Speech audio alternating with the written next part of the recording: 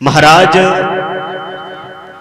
त्रिशंकु से जीवन में 3 पाप हुए, उसके कारण इनका नाम त्रिशंकु पड़ा। त्रिशंकु के पुत्र है महाराज हरिश्चंद्र। हरिश्चंद्र वैसे राजा तो बहुत बड़े सत्यवादी है, क्योंकि उनकी बराबरी का अभी तक कोई सत्यवादी राजा नहीं हुआ, लेकिन महाराज हरिश्चंद्र बहुत बड़े झूठा भी राजा थे।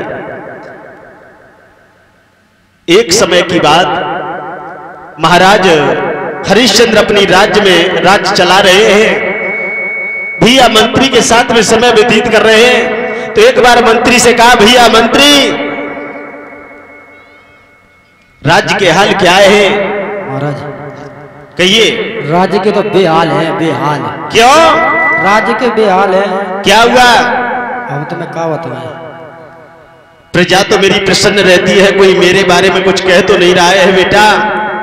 प्रजा तो प्रसन्न नहीं रहा। क्या बात है? बड़ा दुखी है, दुखी। मंत्री को पूछा तो मंत्री ने कहा, महाराज बड़ी दुखद बात है, क्योंकि समाज आपको बड़ी खोटी दृष्टि से देख रहा है। और मंत्री समझाते हुए बोला, सुनो,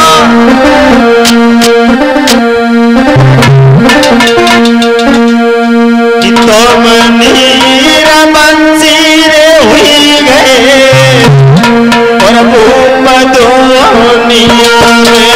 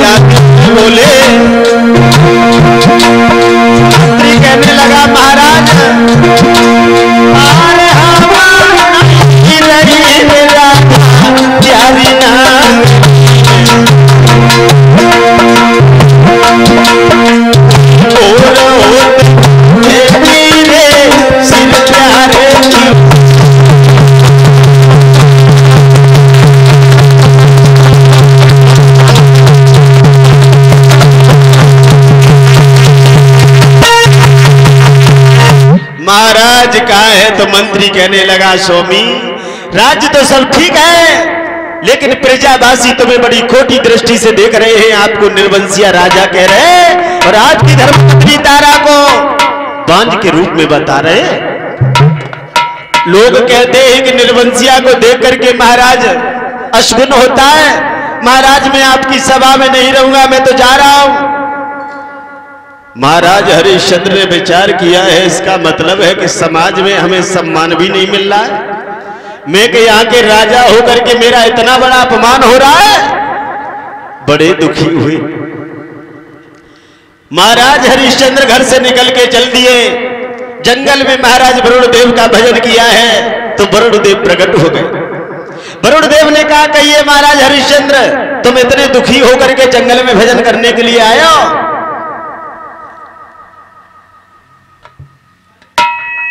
हाँ महाराज, क्या बात है, इतने दुखी क्यों हो? बोले दुखी की बात पूछ रहे हो, तो मैं दुखी इसलिए है क्योंकि मेरे घर में कोई पुत्र नहीं हुआ, और पुत्र नहीं है, मेरा राज्य में मेरा सम्मान नहीं हो रहा, मेरे प्रजा के वासी मुझे बड़ा अपमान दे रहे, इस बात से मैं बड़ा दुखी। वरुण देव ने कहा है कि तुम्हारे घर में संतान तो पैदा हो जाएगी हरिश्चंद्र, लेकिन याद रखना तुम्हें अपने पुत्र की बलि देनी होगी। महाराज हरिश्चंद्र से जब ये कहा है कि तुम्हें अपने पुत्र की बलि देनी होगी, हरिश्चंद्र ने विचार किया है कि पुत्र पैदा हो जाएगा, होके मर जाएगा, निर्वंशिया का नाम मिट जाएगा। कोई बात नहीं, कहा महाराज कोई बात नहीं, घर में पुत्र पैदा हो जाए और जब पुत्र मेरा बड़ा हो जाएगा मैं आपको बलि दे दूंगा, मुझे कोई चिंता नहीं। महाराज जब ये कहा तो धीरे धीरे हरिश्चंद्र लौट करके जिस समय आए, समय व्यतीत हुआ तो महाराज प्रभु की ऐसी माया कि वरुण देव की कृपा नहीं कोई प्रथा मगन दिल भारी और सुंदर सुगर स्वरूप के जन्म आयो।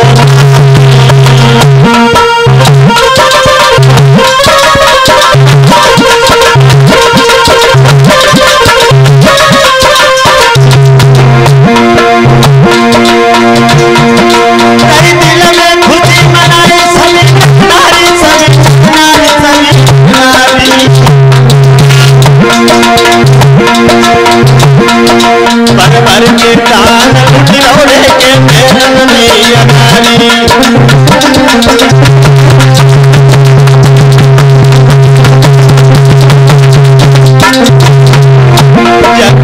जन्मो कुमारी वजारी है घर अब उसने दी मातारी है।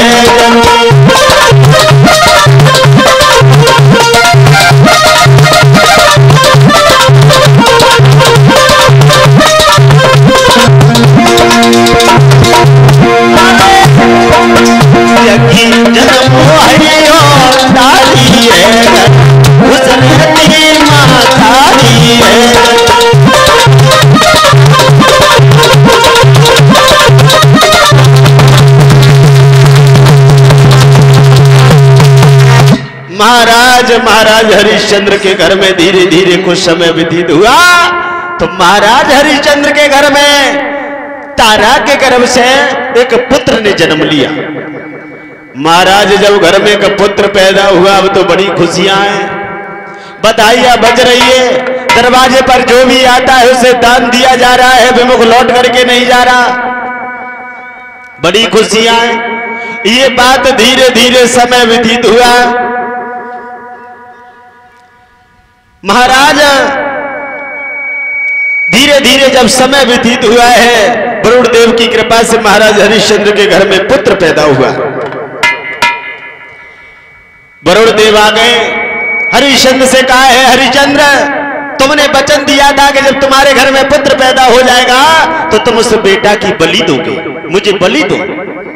हरिश्चंद्र ने दोनों हाथ जोड़े, कहा भगवान मैं बलि देने को इनकार नहीं कर रहा हूं, बलि देने को मैं तैयार हूं, लेकिन महाराज माफ करना, बालक थोड़ा सयाना हो जाए, बालक को हम अच्छी भांत देख ले, आपको हम बलि दे देंगे।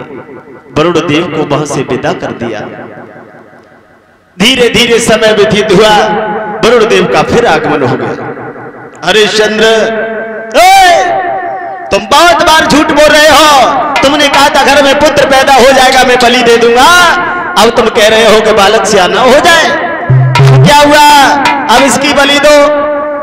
महाराज हरिश्चंद्र ने कहा है कि महाराज वरुण देव में बलि देने के लिए मना नहीं कर रहा हूं, लेकिन आपसे एक विनती है, निवेदन, बालक मेरा थोड़ा सयाना तो हो गया, इसके दूध के दांत उखड़ जाएं, मैं अपने बेटा की बलि दे दूंगा।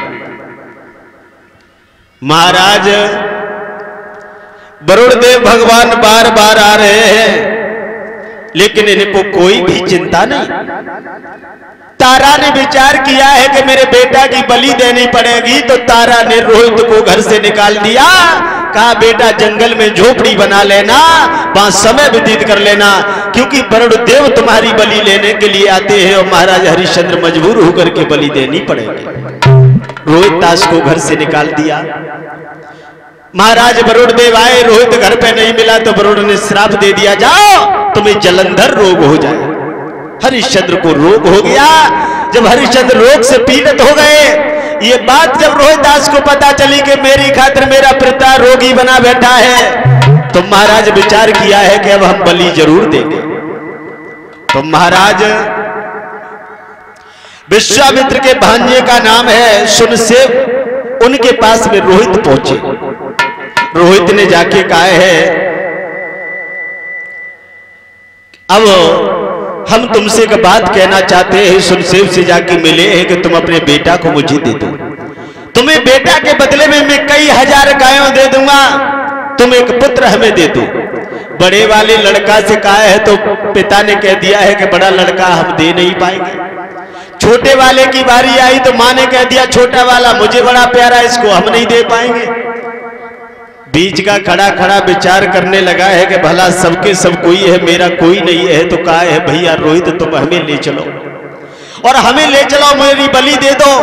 जब मेरा माँ भी नहीं बाप भी नहीं तो समाज में मेरा है कौन, इससे अच्छा मेरी बलि चढ़ जाएगी तो सबसे अच्छा होगा, क्योंकि मानुष का तन किसी काम नहीं आया। तो महाराज जब बलि देने के लिए कहा तो कभी न करता है। सोचे मन में कुमार और प्रभु की लीला है रे न्यारी।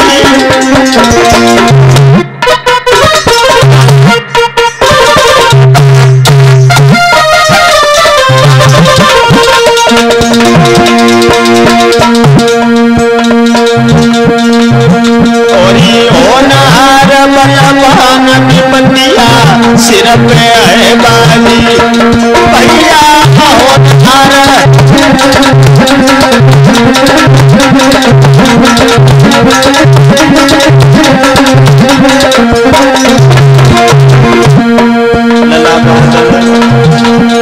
आज वो बेटा खड़ा खड़ा परमात्मा का ध्यान करके बोला बाजी बा, आज मुझे पता चला है कि जब शरीर पे दुख आता है, संकट आता, विपत्ति आती है तो कोई किसी का नहीं होता, हर व्यक्ति अपना किनारा कर जाता है।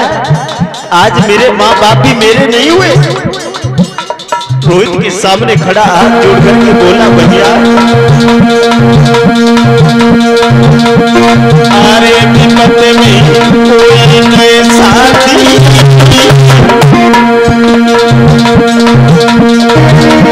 अरे विपत्ति में कोई नए साथी और दुख में भाई बंधु मित्र और क्रिया छुट जाती बेटा भाई।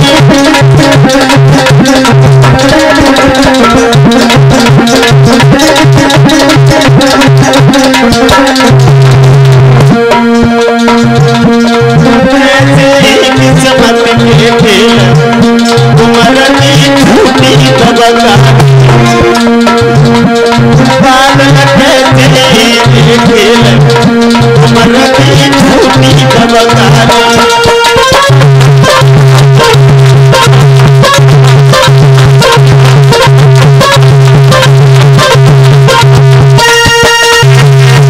महाराज आज वो बेटा रोहित के सामने हाथ जोड़ के खड़ा हो गया भैया आज मुझे पता चला कि समाज में कोई किसी का नहीं है। जब शरीर पर मुसीबत आ जाती है तो महाराज भाई बंधु माँ पिता नारी भी छूट जाती है। तुम मुझे ले चलो, तुम जिसके यहाँ बलि देना चाहते हो मेरी ले जा करके बलि दे देना। रोहित मुझे कोई इससे द्वार नहीं है, मुझे तुम ले चलो। आज रोहित के सामने हाथ जोड़ करके खड़ा है। महाराज जैसे ही बलि देने के लिए रोहित लेकर के पहुंचे, हरिश्चंद्र भी खड़े हैं बलि देने की जैसे ही तैयारियां की, तब तक बड़ो भगवान आकर के प्रकट हो गए, कहने लगे बारे बा धन्य है हरिश्चंद्र, अपने पुत्र का तुम्हें दुख है और दूसरे के पुत्र को ला करके बलि देने के लिए जा रहे हो, तुम अच्छा नहीं कर रहे हो, जाओ। खैर कोई बात नहीं, एक पुत्र की खातिर तुम झूठ बोल गए हो, तुम बड़े दुखी हो, दुलंदरी हो, लेकिन आज से ये कर लो कि जीवन में कितना भी सामने दुख आ जाए, संकट आ जाए, कभी जीवन में झूठ मत बोलना।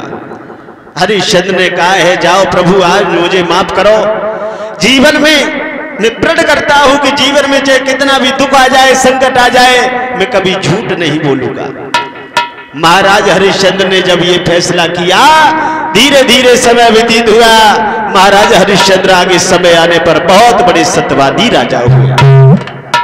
महाराज हरिश्चंद्र इतने सत्यवादी राजा हुए, प्रजा में सभी पुत्र के समान सम्मान पा रहे हैं। प्रजा में सब बड़े धन्य है महाराज हरिश्चंद्र के लिए।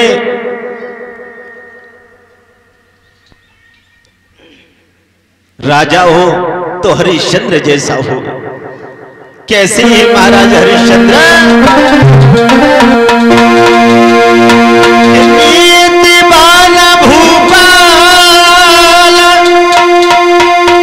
सुनाओ हल प्रजा राजी। लला से बाबू और कीरत की दूजारे के चारों तरफ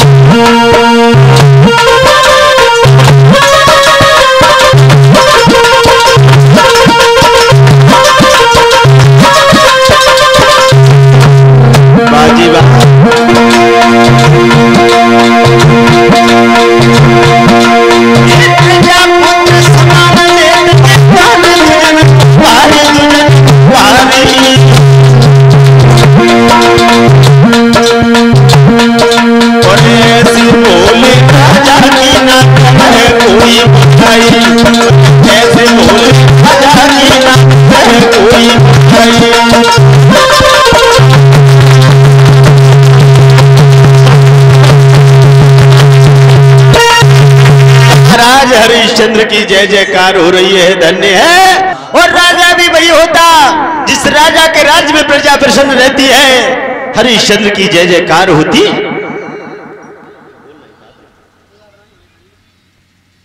महाराज अब तो हरिश्चंद्र की इतनी प्रशंसा हो रही है, महाराज जय जयकार हो रही है। प्रशंसा को सुन करके महाराज सभी प्रजावासी बड़े प्रसन्न हैं कि धन्य है महाराज हरिश्चंद्र जैसा राजा होना चाहिए। प्रजापुत्र के समान प्यार पा रही है। महाराज इधर इंद्र की सभा लगी है, बड़े बड़े देवता बड़े बड़े संत मुनि बैठे हुए हैं। उसी में विश्वामित्र भी बैठे हुए। विश्वामित्र भी बैठे। विश्वामित्र जो थे ये बड़े महाराज क्रोधी स्वभाव के महात्मा थे। इधर वशिष्ठ महाराज हरिश्चंद्र के गुरुदेव ने जाकर के उस सभा में हरिश्चंद्र की प्रशंसा को करना प्रारंभ कर दिया। कहा कि मैंने राजा तो बहुत देखे, लेकिन अपने शिष्य हरिश्चंद्र जैसा अभी तक मैंने कोई राजा नहीं देखा। बहुत बड़ा सत्यवादी राजा है। विश्वामित्र कहने लगे, विश्वामित्र बहुत प्रशंसा कर रहे हो, कितना बड़ा है राजा, हम तुम्हारे शिष्य की परीक्षा लेना चाहते। बोले जरूर परीक्षा ले लो। विश्वामित्र कहने लगे, सुनो वशिष्ठ, बहुत बड़ी बड़ी बात कर रहे हो, तुम्हें पता नहीं है। समझाते हुए बोले कि सत्य होता है, मृत्यु होता है, पर सीमा सबकी होती है। सावन भादों के दिन पाएंगी, सावन भादों के दिन पाएंगी, सरताजी बात बहती है।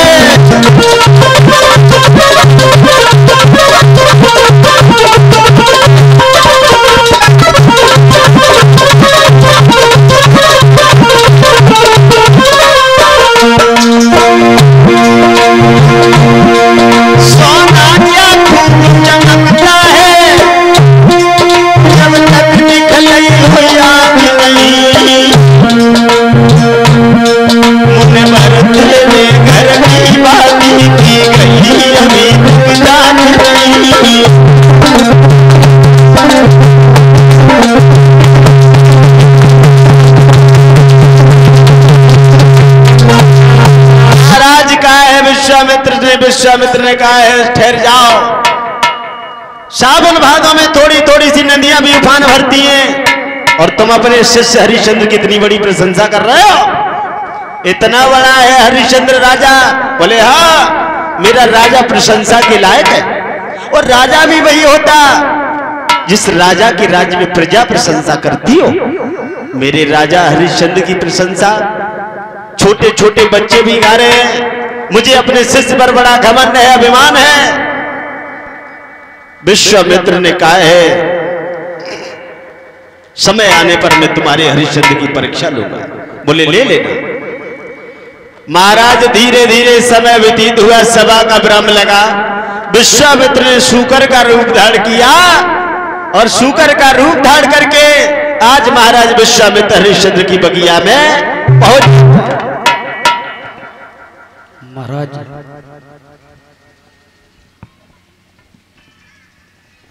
महाराज की जय हो। कौन है भैया? महाराज की जय हो। अरे कौन है? महाराज हाँ, हम क्या बताएं, बहुत गजब होएगो। क्या हुआ? गजब ऐसा होएगो कि एक बाग में सूकर आएगो। हाँ शूकर? सो सूकर आएगो सो बन मेरी जगह फत रे माली। अरे क्यों ऐसे कर रहे हो? क्या हुआ? सीधे बताओ। तो मैं अपनी पड़ी, हमें अपनी पड़ी देखो, मेरी जांग भाग गई। क्या हुआ? जांग भाग गई, सूअर आएगा सो कड़ेगा।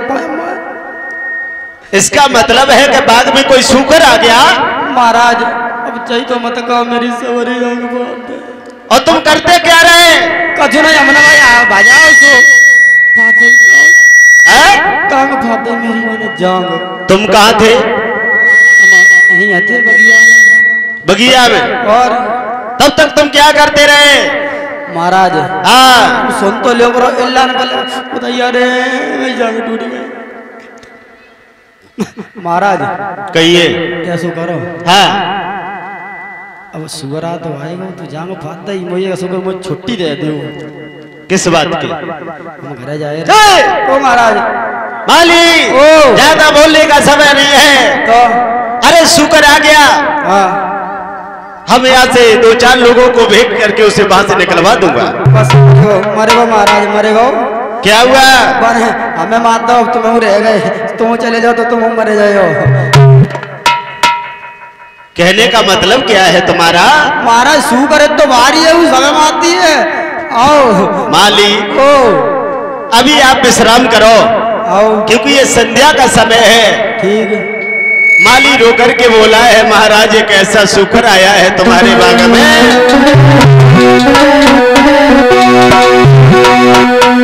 कि तेरो दीनों बाग गई उजाड़ी,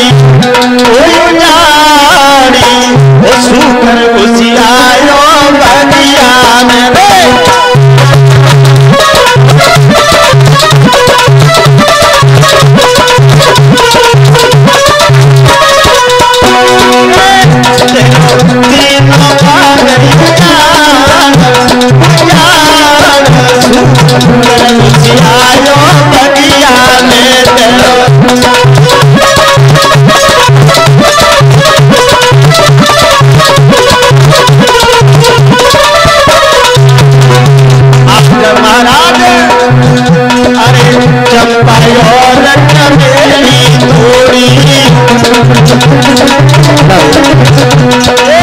चंपा और चमेली तोड़ी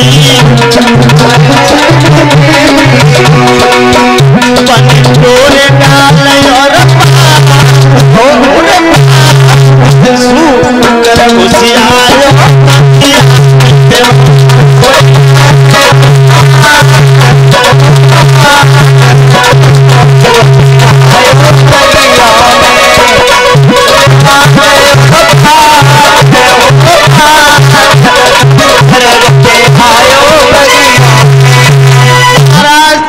तुम्हें पता नहीं है कि ऐसा शुक्र आया जिसने सारा बाग सत्यानाश लगा दिया। चलो अभी चल करके उसका वध करो। महाराज हरिश्चंद्र समझाने लगे, हे पागल हो गए हो, संध्या के समय कोई भी आ जाए उसे दुख नहीं दिया जाता है, अगर दुश्मन भी दरवाजे पर आ जाए तो उसे सम्मान देना सीखो। महाराज हरिश्चंद्र माली को समझाते हुए बोले, भैया माली, ये शाम का वक्त है, तुम्हें पता नहीं है, अभी विश्राम करो, आराम करो, और सवेरा जब होगा तब हम उस बाग में सूकर को देखेंगे। समझाते हुए बोले, सुनो, अरे भयो शाम को वक्त और दुख मती तीर का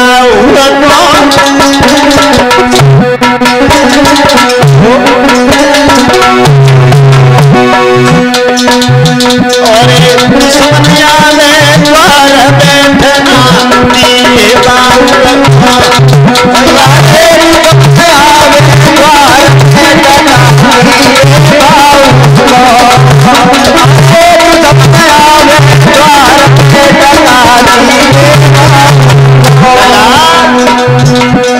अरे लौटी तुम बगिया पहुंच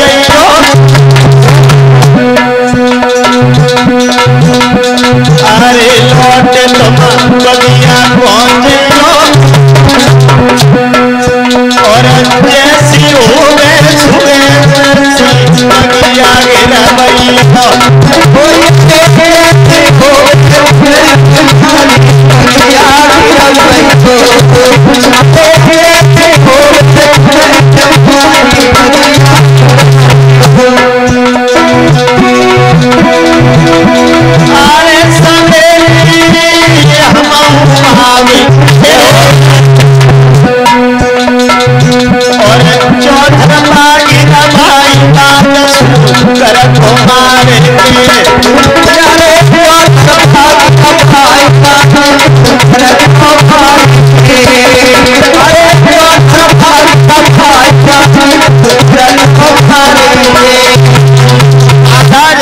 ने कहा है, भैया माली चले जाओ, सुबेरा जब होगा सूकर को हम जिंदा नहीं निकलने देंगे।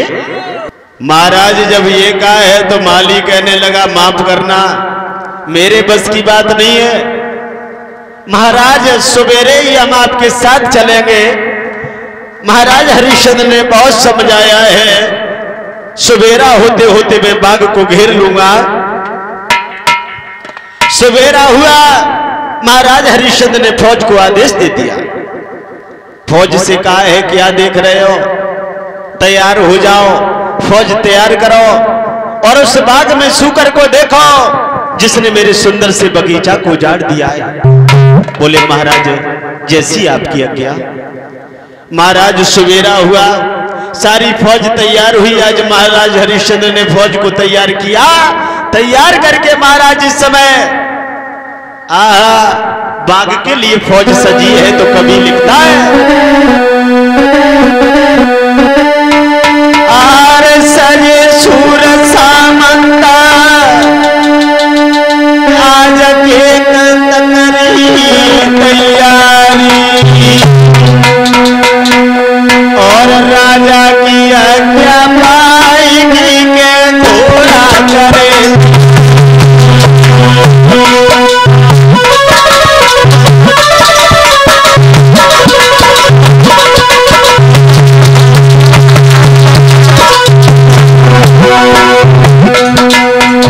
महाराज हरिश्चंद्र ने आदेश दिया है, सारी फौज तैयार हुई बाग को घेरने के लिए। तो ऐसा ही जब हो गया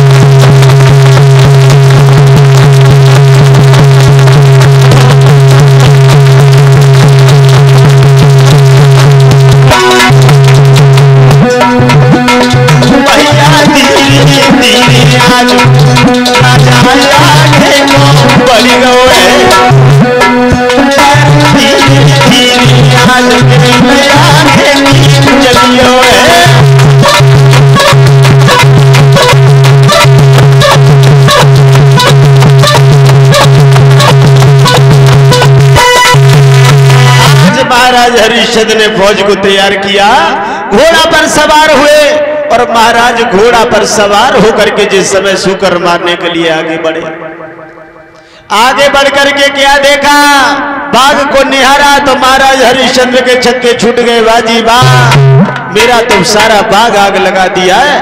माली तो सही कह रहा था, लेकिन मैं माली की बात को समझा नहीं।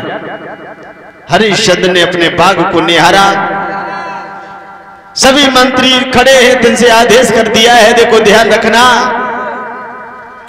किसी के पास से होकर के अगर सूकर निकल गया तो वो सजाए मौत पाएगा, इसलिए होश में खड़े हो जाओ। सूकर किसी भी तरीके से बच न जाए, इस तरीके से बाघ को घेरो जो महाराज सूकर का वध किया जाए।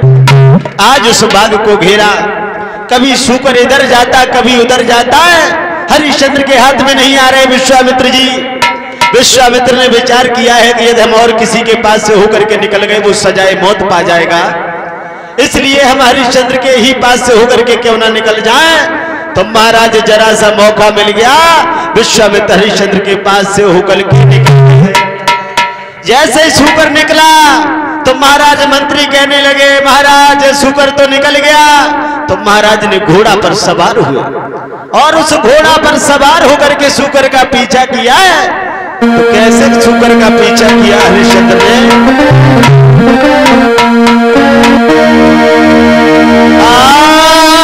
सजगो रे बछड़ा मेरे दादा और आज राजा को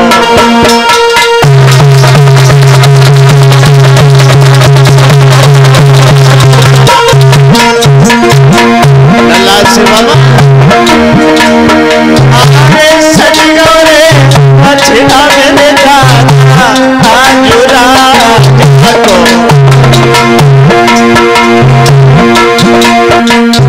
सूकर की मरने की करी नहीं रे नहीं।